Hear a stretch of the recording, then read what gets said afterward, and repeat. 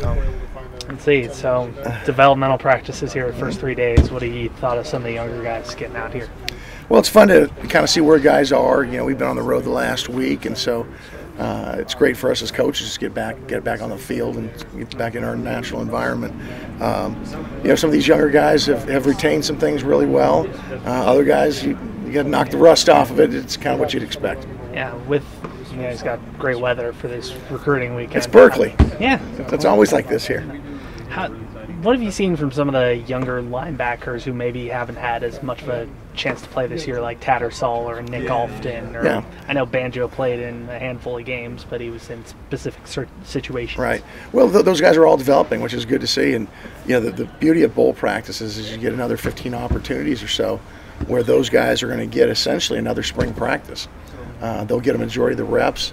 As we get closer to playing TCU, our veterans will get more reps. But right now, you know, they're maximizing a ton of reps, and you can see, you know, where they've made progress, and of course, you know, some of the improvement they still got to make. I'm talking to Elijah here in a moment. One of the things I was impressed with him last Saturday is he was boxing out a guy who's great at boxing out. What has Elijah done so well this year? Well, you know, he takes it personal every time he goes against somebody. He's such a great competitor.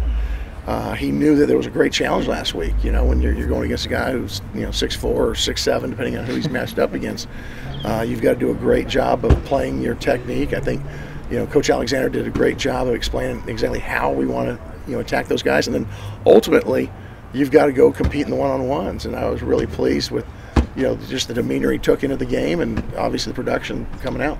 One of the things with him is he's a pretty big trash talker. How have you seen kind of the defense gain this sort of swagger to the point where every different position group is talking trash at the offense?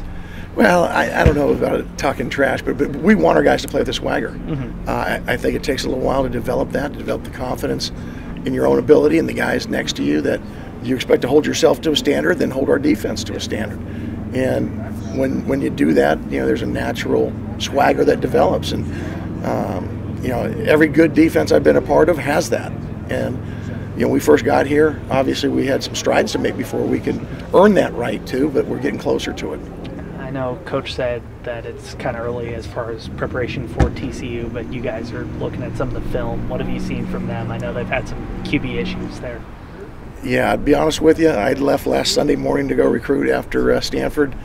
I didn't know we were playing TCU till I landed at 6 o'clock at night. I've been between there, LA, Texas, back. Friday was with recruits all weekend, and then we came over here for practice. So, man, it's loaded up on my iPad right now. So as soon as we got the field, I'm going to start looking at it. Have you encountered some of Coach Patterson's teams before? Or? I have. When I was at the Air Force Academy, they were in the Mountain West with us, and we had some really good battles with them. A couple things I know is they're an excellent coach team. They've done a really nice job recruiting, particularly in East Texas. We're going to play a team with a lot of team speed.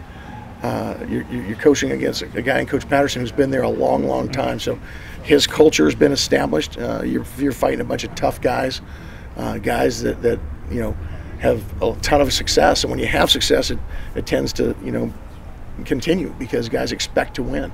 On the offensive side, Sonny Cumbie's been there with Coach Leach with the air raid system, and again, I haven't seen them particularly right now, but I know they're always capable of putting up a ton of points. They play in the Big 12, and whether they had a couple quarterbacks go down like some teams do, and so you may struggle a little bit, the capability is obviously there. I'll leave it there right now. Good. All right. Thanks, Tim. Nothing from you, Todd? No, I'm good.